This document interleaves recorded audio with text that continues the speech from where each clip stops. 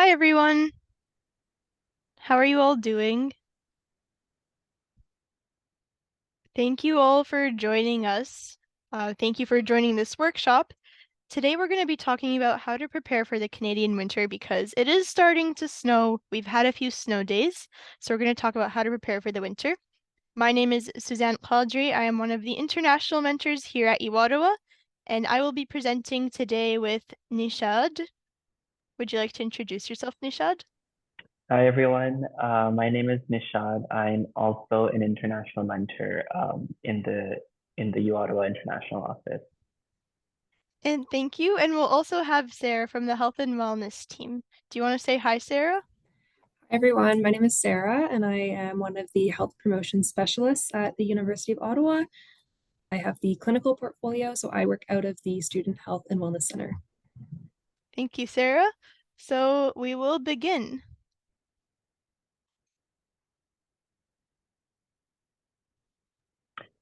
So, as Suzanne mentioned, we're just going to be going over a few tips and tricks on how you guys can survive your first winter or just preparing for a winter in Canada, particularly in Ottawa. The first piece of advice we have is the 7 day forecast. This is a very useful tool. This is basically you can access the forecast on an app on your phone or through a website. My personal favorite, I like to use the Weather Network app on my iPhone, and it shows detailed weather information. So it shows the temperature of the day, precipitation. So if it's going to snow, if it's going to freezing rain or rain. It also shows you wind speeds and wind chill.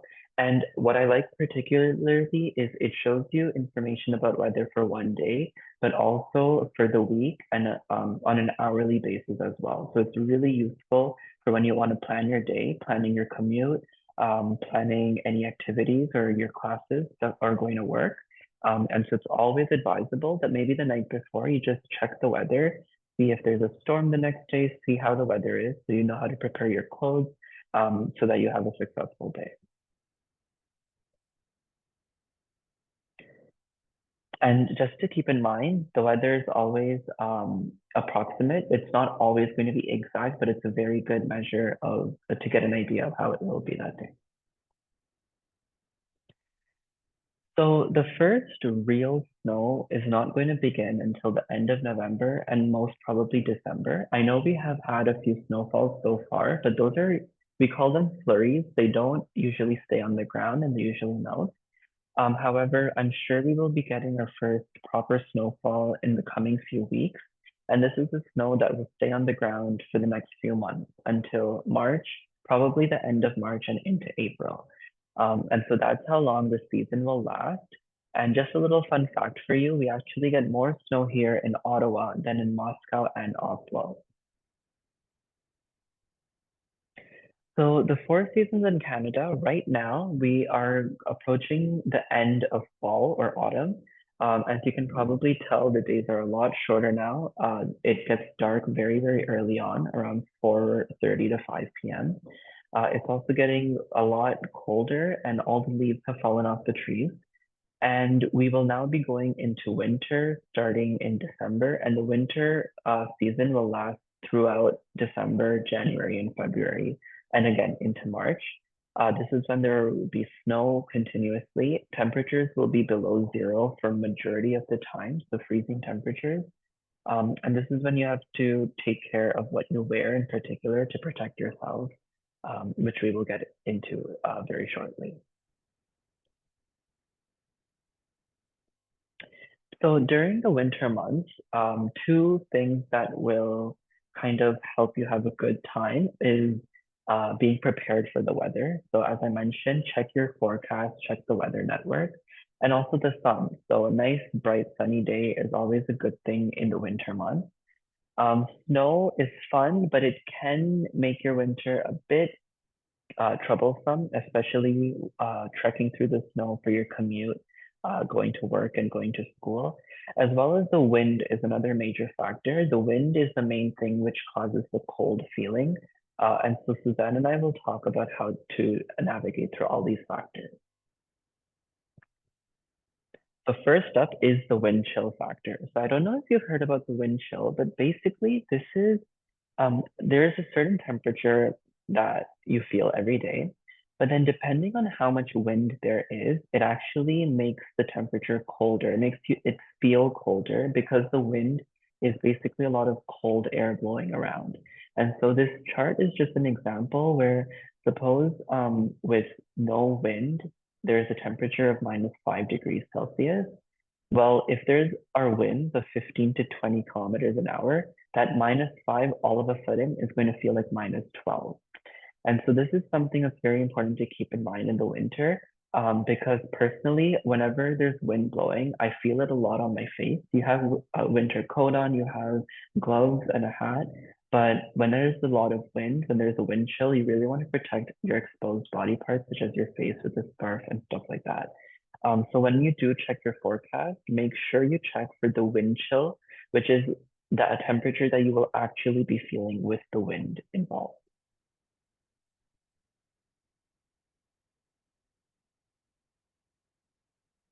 Okay, and so snowstorms. Snowstorms, we usually get about 4 to 5 of these throughout the winter season. This is not your regular snowfall. This is when there's a lot of snowfall mixed with heavy wind. And it particularly makes your commute very difficult. It becomes very dangerous to be on the road. And so whenever there is a snowstorm, be prepared for a lot of delays in your commute. I recommend you do not drive if you do have a car because it can become very dangerous. Take public transport as much as you can.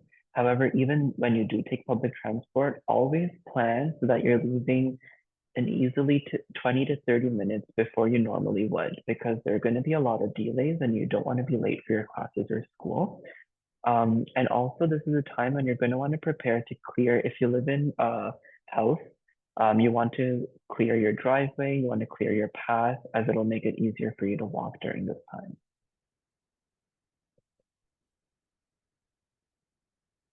After a snowstorm, there are some things that you will be seeing. First of all, there's the snow plow. So these are huge, big trucks with shovels attached to them, and they go out and clear the roads during and after a snowstorm. So the main streets and the highways, they will get cleared first. The smaller streets and neighborhoods, they will get cleared later on in the day. So depending on where you live, this is something that's good to keep in mind. If you live on a busy street, you might not be as much affected by the snowstorm because your streets will be cleared. However, if you do live in a more remote community or a neighborhood, this is something you keep in mind that it will affect the time that it'll take to get to wherever you need to go. Make sure that you stay out of the way of these snow plows. They're huge trucks. You don't want to get in the way of them. And also, there might be some emergency vehicles going around. It gets very icy, very slushy, and so there can be a lot of car accidents during snowstorms. And so you just want to be careful about this. And speaking of ice, that's something else that you do want to be careful of when you're traveling and walking in a snowstorm. There could be hidden ice and you could fall. So walk very slowly and watch each step that you take. And although our campus is, all the buildings don't seem connected, we actually do have quite a few tunnels and bridges that connect a lot of the buildings here on the U Ottawa campus. And so if you walk around campus, you will see big yellow arrows, yellow and blue arrows. And these basically guide you through the connections between all the different buildings. So on this map here in the presentation, you can see a blue line, and that's basically one continuous path from site to Tabaret. So from one end of campus to the other. And so definitely feel free to use these pathways. It helps a lot in the winter, especially in the cold and the snow, and it saves your time to get from one class to another.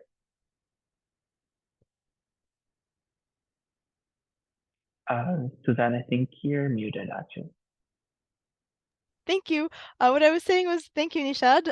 That is a great way to prepare for the winter, just getting to know the tunnels and getting to know the passerelles where they are on campus. So one way you can do this is by just going in person exploring or using the map, and you can find this information online as well.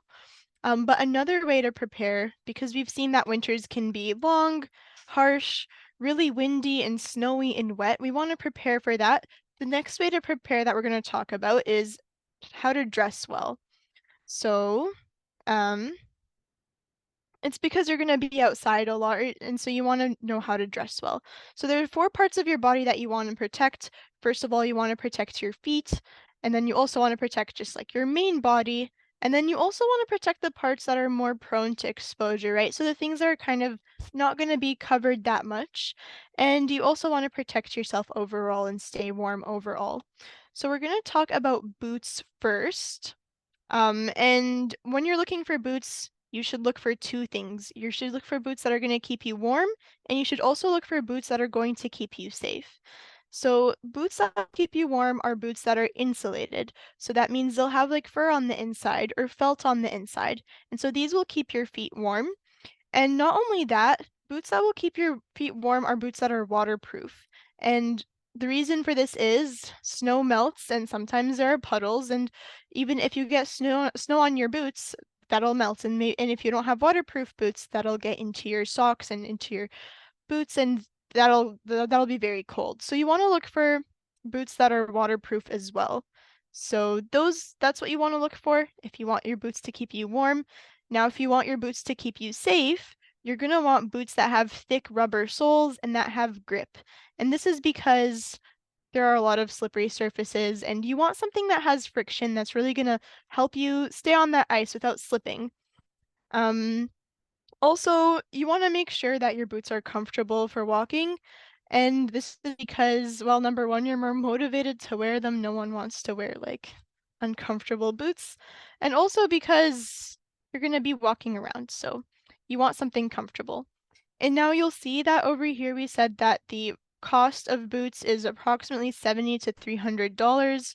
70 is more, it's like less expensive than 300, but in general, boots are expensive.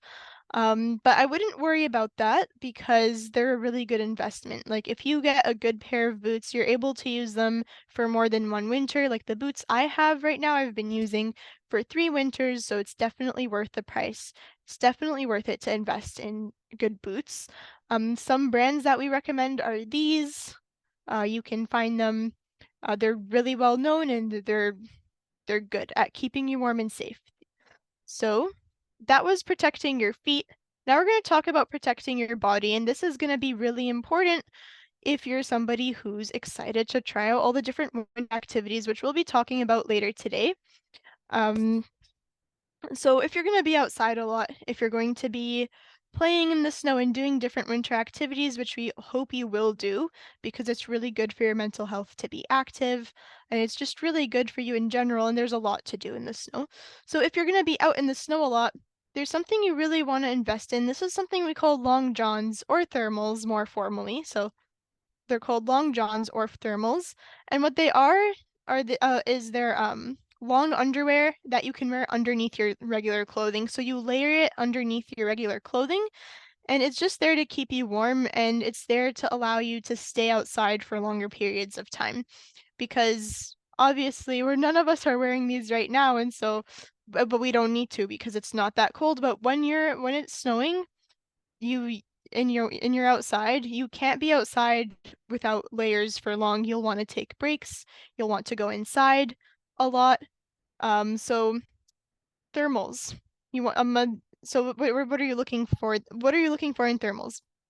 You want them to be tight, right? So like no air gets in between them, so no air comes inside, no wind comes inside. But at the same time, they shouldn't be restrictive, right? They shouldn't be restricting your movement. You should still be able to move freely in them. So tight, but not too tight.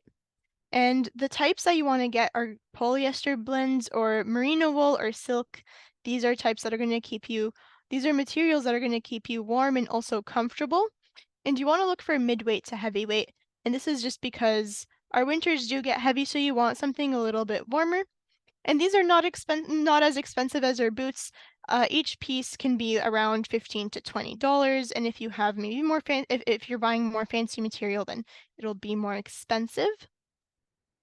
So we talked about how to protect your feet, how to protect your body, especially if you're going to be outside for a long time. And now we're going to talk about how to keep the other parts of your body warm, you know, the parts that get exposed more, maybe the ones that you use more, right? So your head, your ears, your hands, your face. So these are, you want to protect these areas of yourself as well. So to protect your head, you want to get like a hat or a toque. So what those are, so they just protect your ears, and you want to make sure, and your head, and you want to make sure that the material is soft and not itchy. And again, whenever you're looking for clothes, you want to make sure they're comfortable so you can keep them on for a long time, so that you don't feel tempted to take them off or anything and then get cold. So you want to avoid cotton and acrylic. These are not the best materials. They don't keep you warm. These are usually $10 to $30. And so to protect your hands, you want to make sure to get mittens. I would recommend mittens or gloves. You can still get gloves, I guess, if you're not outside for that much, but mittens actually keep your hands warmer because your fingers generate body heat, and so they'll be sharing that heat with each other. But if they're in gloves, then it's harder for that heat to get shared. So I recommend mittens over gloves, but gloves again are okay if you're not outside for too long.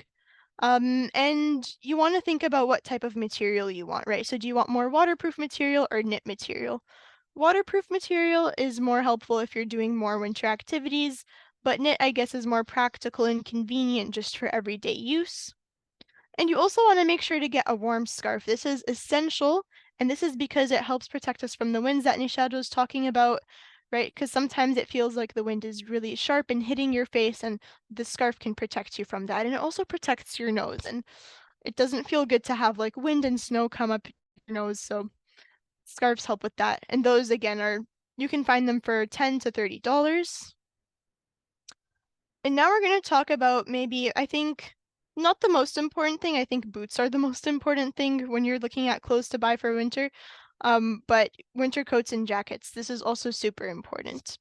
So your winter coats and jackets are going to be puffy, they're going to be insulated, and that's because they have something inside them called down. So this is kind of like what you would put inside a pillow. So it's kind of like feathers, something kind of fluffy, and you want to make sure your jacket has this, and that's because it helps keep you warm and comfortable. And you want to make sure to get a jacket that is waterproof. The reason for this is, like I mentioned earlier, snow will melt, and when it melts, you don't want it coming on your body or coming to your clothes. You want the jacket to protect you from that as well. And so I mentioned earlier that we have that down is usually in these jackets and coats. You want to make sure that your jacket has a high down count. So if you want to know more about this, you can ask the store associate, you can ask them about this about the down count of your jacket, or you could also maybe find that information on the tag. So you also want to make sure it has a hood, because on top of your hat, like that'll protect your head even further. And so before you buy your jacket, make sure to check how far below zero it can go. So how is it rated? Is it good for like really, really cold weather? And you also want to make sure to get the right length. So there are a couple of different lengths that you can get. You can get a jacket that goes up to your hips. You can get a jacket that goes up to your knees. You can also get a jacket that goes up to your ankles. Now, personally, I prefer jackets that go up to my knees just because I find it easier to move around in them. The jackets that go up to your ankles, though, those ones you can still move around in because they'll kind of have like flaps at the bottom, but it just depends on how comfortable you are with the cold, or like how warm you want to feel. So those are all things you want to take into consideration. And when you buy your coat, make sure that it's that you get a good size, right? So you don't want to get something that's maybe exactly your size. You want to get something a little bit bigger than your size, and that's so that you can layer, right? Because we talked about the thermals, and you want space for that, and then you also want space for the clothes that you're wearing on top of your thermals if you're wearing thermals. So make sure to get something a little bit oversized just to give you that room. And then the last thing you want to consider is getting adjustable cuffs. And this is because it's hard sometimes to wear your mittens or your gloves if they're gonna like go on top of your cuffs, or sometimes they won't go under. So make sure that your cuffs are adjustable, and these are your cuffs. And again, it's not cheap to get a winter jacket or a winter coat, but it's definitely a good investment. Like the one I have, it was expensive. It was around like $150, but I've been using it for years now. So It's always a good investment. Don't worry too much about the price. So now we're going to have Sarah talk to us about staying healthy during the winter. Hi, everyone. Yes, I'll be presenting the next few slides. We can go to the next one. So first up in the winter, we'll chat about seasonal affective disorder, so also known as SAD, or the winter blues. Seasonal affective disorder usually begins in the fall and is caused by the lack of sunlight during the fall and winter months. It can look like feeling sad, needing more sleep, wanting to eat more, and having cravings for carbohydrates. You might also feel like you want to avoid social situations and maybe have a loss of interest in your regular activities. To combat seasonal affective disorder, we suggest light therapy. And this is something that's offered in the Wellness Lounge in UCU 205 for free to students. This works because exposure to bright artificial light can help improve your mood and reduce seasonal affective disorder during the winter. So in order to do this, we suggest you sit 10 to 12 inches away from the lamp and you stay there for about 20 minutes. For best results, you'll want to use the light therapy in the morning, use it for 3 days in a row, and we advise that you never want to look directly into the light because it can be really harmful for your eyes. Other ways to cope with seasonal affective disorder includes nutrition. So in the winter, we really want to increase our vitamin D intake because we have less exposure to the sun during the day. So you can do this by eating more salmon, egg yolks, dairy, fortified plant beverages, and or taking a vitamin D supplement. You can also combat this with exercise. So trying to get 2.5 hours of exercise per week. Exercising outside is nice to get some natural light and some natural sun exposure. And exercising with a friend can be really helpful for motivation. In addition to all of these, you always have support through Good to Talk, which is a crisis line for all students in Ontario. Students paying into the UOSU health plan, which is generally most of us, unless you've physically opted out, have access to Empower Me, which is another 24/7 mental health and wellness resources online. And then there's also the Student Health and Wellness Center, which all U Ottawa students have access to, and you can access physical health, mental health, and personalized health education, which is actually the program that I run out of the center. So next up, cold and flus. These are very, very common in the winter. So in terms of symptoms, if you're finding that you don't have a fever, but you have some of the following symptoms, like a sore throat, a stuffy nose, a runny nose, or a cough, this is probably a cold. And it'll be okay for you to rest at home. You can chat with a pharmacist about over-the-counter medication options to help reduce your symptoms while you're getting over the cold. If you do have a fever and you're having some of the following symptoms like cough, sore throat, significant fatigue, headache, muscle aches, this is probably a flu. Same thing here, you'll want to just rest at home and you can chat with a pharmacist about medication options to help relieve those symptoms. If you have a fever over 38 degrees Celsius and one of the following symptoms like shortness of breath, difficulty breathing, painful breathing, vomiting for more than 4 hours, this is when you should really consider consulting a doctor the same day. So you can come to the Student Health and Wellness Center. You need to book in advance a same day appointment, which are released every day at 8 a.m. Or you can visit another walk-in clinic in the community, such as Apple Tree, Medicare.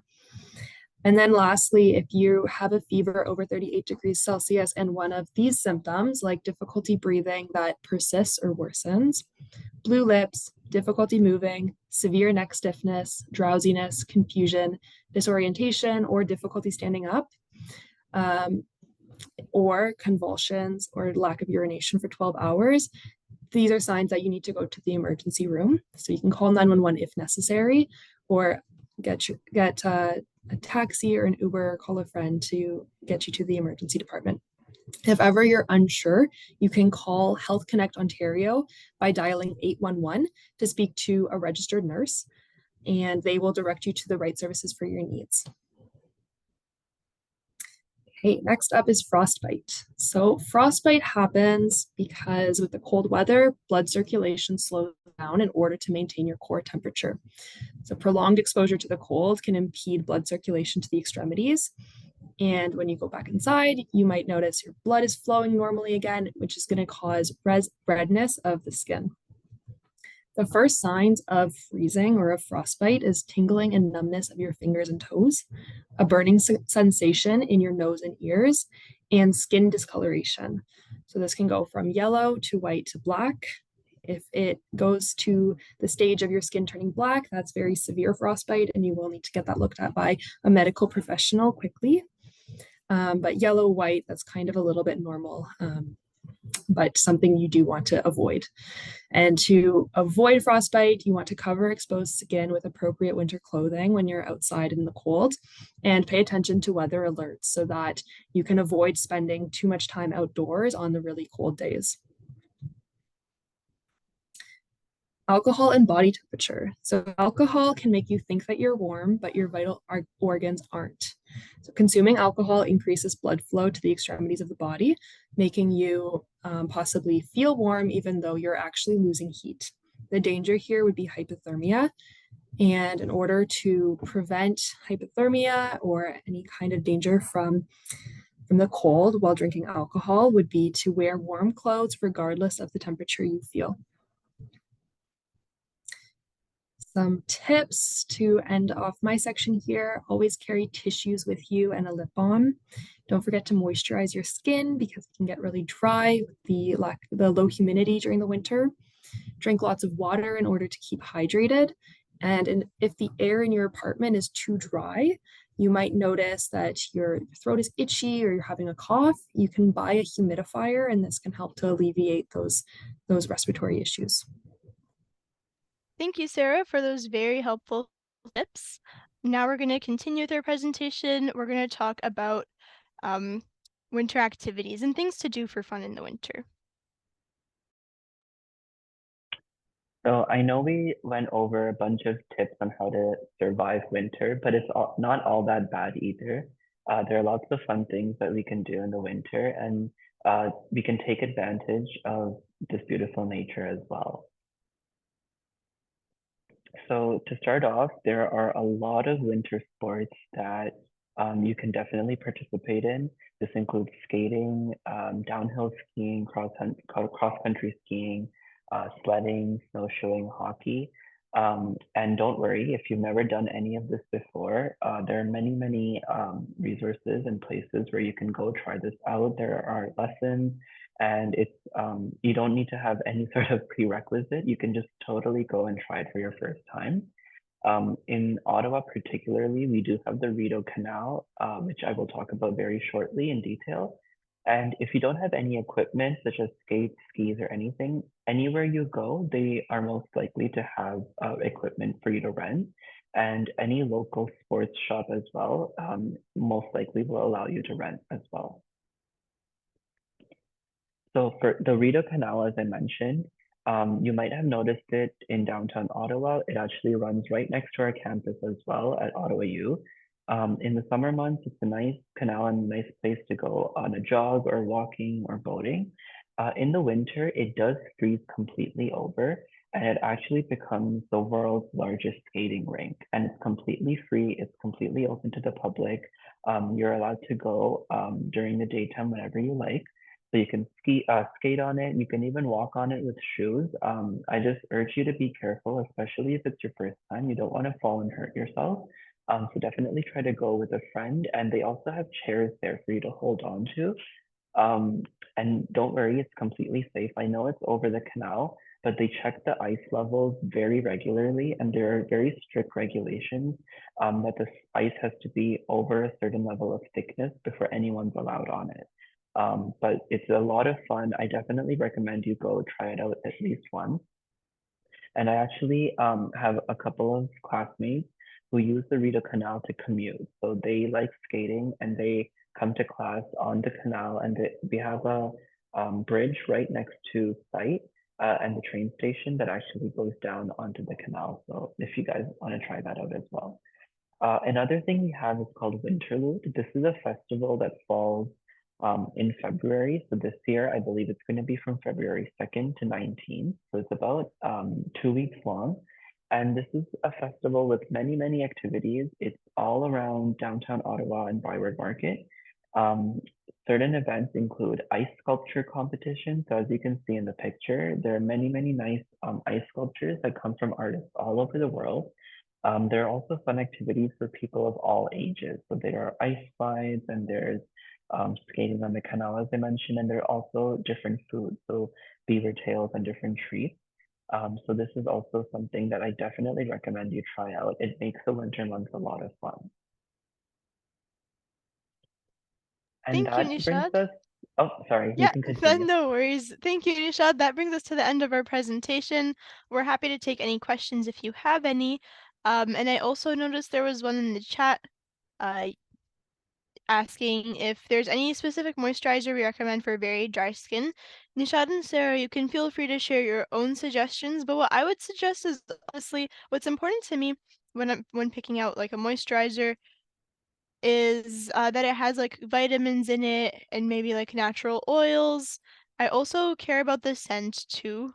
Maybe that's not a big deal to everybody, but there's no specific moisturizer that I would recommend, but just anything with vitamins in it, natural oils, and anything you can usually find things like this in your at your local drugstore. So Shoppers Drug Mart, Rexall. You could even find them at Walmart. And then the next question or sorry, Nishad and Sarah, did you have anything to add to that or? No, I think that was a great answer. I would second all of that. And yeah, it's not something you need to spend a ton of money on. You can find lots of options at any drugstore, at Yeah. Walmart. You can sometimes find bottles that are specific for dry to very dry skin, so you could give that a try, but it's really about personal preference. Yeah, and you can also, if you're super concerned or anything, you can also ask a pharmacist, maybe if your skin is super dry. But the next question, will the train always be suspended or stopped in winter? No. Luckily, I get here by bus and train, and it will not always be stopped or suspended. There will be days when it stops working, and what you do is you take the R1 instead. So if you're talking about the train that goes from Tunney's to Blair, you have an alternative to that. You take the R1 bus. And so this bus stop that you wait at to get to the R1, that's near the campus pharmacy. And so that's what you would take instead. Clara with the winter coat. Um, I don't think -40 would be necessary. Maybe somewhere from like -20 to -30. I think that would be good. And yes, I believe we'll be sending you the PowerPoint. You're welcome. Just something to add about the train. If Mhm. it ever is suspended because of weather or anything, there will still be a way provided for you to get to campus. Like OC Transpo, the transport company, they will still provide some sort of detour, and that will be the bus that Suzanne mentioned, and there will be guides guiding you where to go. So don't think that you won't be able to get to school or work. Mhm. So how long can snowstorms last? Usually I feel like they'll last like 8 hours overnight. Usually the snowstorms will happen overnight. Sometimes they'll happen during the day. But usually how it is like you'll go to sleep, everything is fine, you'll wake up, and then everything is just there's just snow everywhere. So they can last anywhere from like 2 to 8 hours. Um, yeah, that's what I would say. You're welcome.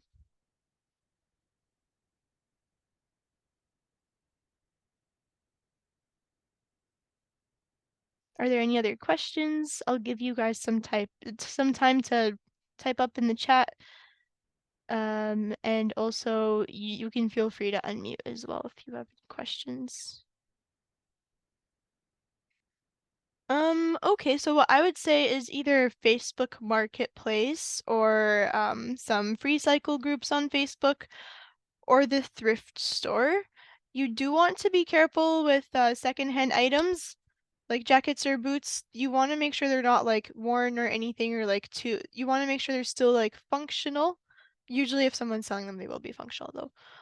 But thrift stores, I would say, and then Facebook Marketplace and free cycle groups on Facebook. Um, Nisha, do you have anything to add to that? No, I agree. Salvation Army and thrift stores are always a good option. Um, and yeah, seeing for secondhand on Facebook Marketplace is also good. Yes. You're welcome.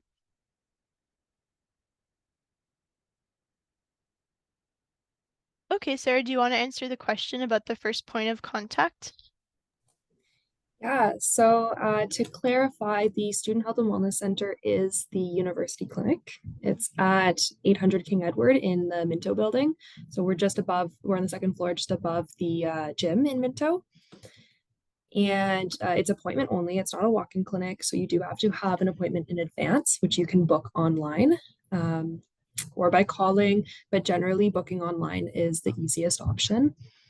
And yeah, the other option is calling 811 is always a really good choice if you're not sure about your symptoms, if you're not sure if you need a medical appointment. Um, it just helps to alleviate a bit of the burden on the healthcare system when people are checking their symptoms a bit beforehand. But if you do need a doctor's appointment, by all means, you can book an appointment at the Student Health and Wellness Center. Thank you. Um, so I see another question here. If there's a snowstorm, is it still possible for us to walk to school? It's definitely possible. It might be uncomfortable. It might take longer than usual.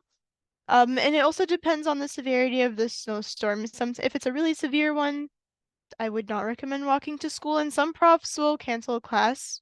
Sometimes there won't be any sometimes there won't be electricity on campus. There'll be like a power outage because of the snowstorm, or sometimes what profs will do, because like they're they also they're also people, and so if they can't get to campus, I mean, if you can't get to campus, they probably also can't get to campus. What they'll do is they'll offer virtual options, and they'll probably make like a bright space announcement. Um, and you can just join an online meeting, so the lecture will be online. But I don't think it depends on how severe the snowstorm is, whether you'd be able to walk to school or not. And I see another question here. If I want to check my vitamin D and maybe try supplements, where can I go see it? Sarah, do you want to take that one as well? Yes, so I'll give a little warning that I'm not a medical professional, so don't take anything I say as medical advice. You should consult a doctor if you're concerned about a vitamin D deficiency for sure, and they would likely send you to do blood work.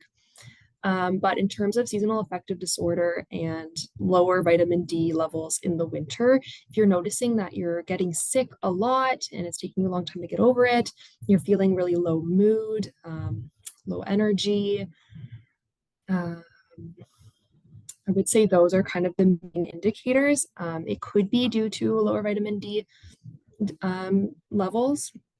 Generally speaking, taking a vitamin D supplement, it's generally in a liquid form, and you add a drop into a glass of water or a glass of orange juice in the morning. If you're taking it by the recommendations on the bottle and you've consulted with a pharmacist at the drugstore, it's generally a pretty safe solution to increasing your vitamin D in the winter. But if you have concerns, do consult a medical professional or a pharmacist. Thank you, Sarah. Mhm. So I'm seeing another question here. Can you recommend some stores or malls with discounts on winter clothes? So my personal recommendation would be Costco. And if you're living alone, maybe this wouldn't be a good option because you'd need like a membership. And Costco sells things in bulk, so they'll sell like a lot of things together at the same time. So instead of buying, for example, one loaf of bread, there'll be like 5 or 8 together. But the reason I'm saying Costco is because they sell winter jackets. And I think they're pretty affordable. So I think they're at around $99. So that's where me and my family get our winter coats.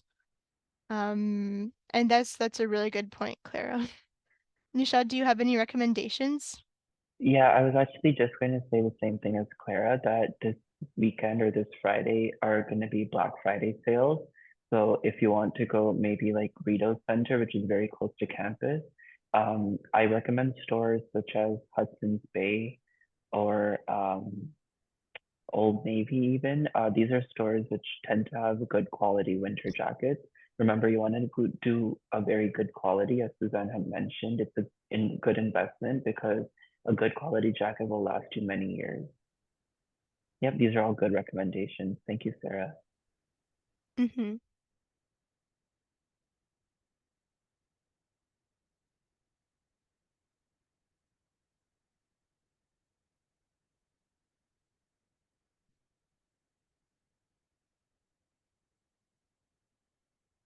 Okay, so I'll give people more time to type up their questions in the chat. I'll give everybody a few, well, maybe like 1 or 2 more minutes. You're welcome.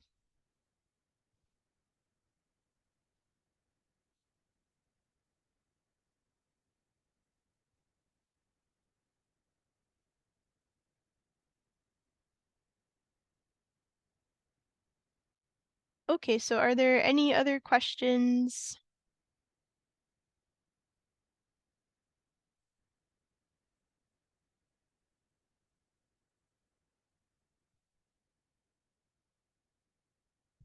Okay, I'll give you 1 more minute.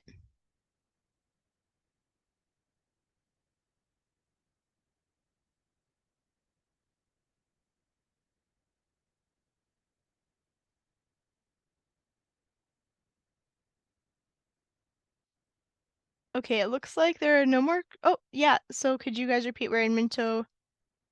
Yeah, so I think that question's for you, Sarah. Yes, I can put it in the chat as well, but we're on the second floor, N203, if I'm remembering exactly. But let me just copy and paste it in the chat.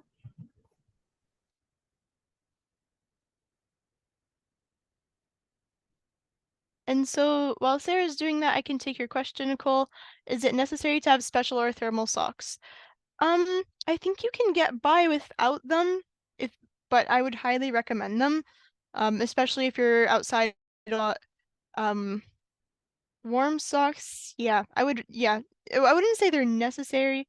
They don't have to be super special, or you don't have to get thermal socks, but maybe like fluffy socks or knit socks or just something that's thicker than the usual, like maybe like a nylon or polyester socks that you wouldn't wear in winter, that you would wear like in the summer, for example. So I would recommend, yeah, and if they're long, that helps as well, just to keep you warm and yeah.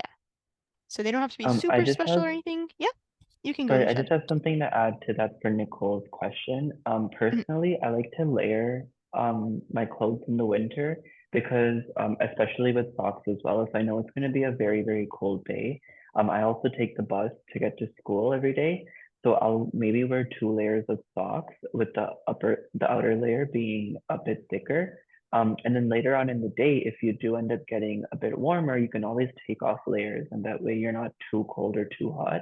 I like to do the same with my sweaters or jackets as well. I'll wear a t-shirt and then maybe a sweater on top and then a jacket, so I can always take off and add layers.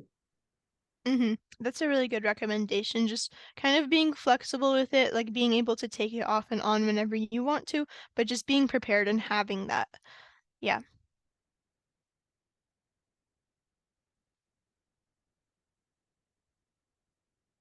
you're welcome.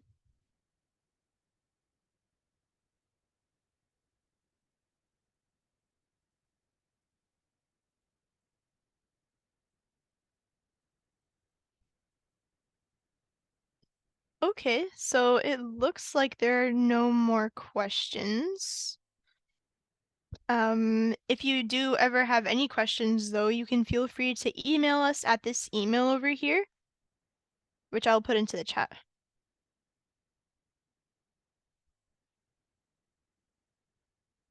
And we're happy to answer any questions that you have. You can also drop by. We're located in Tabaret. We're on the 3rd floor.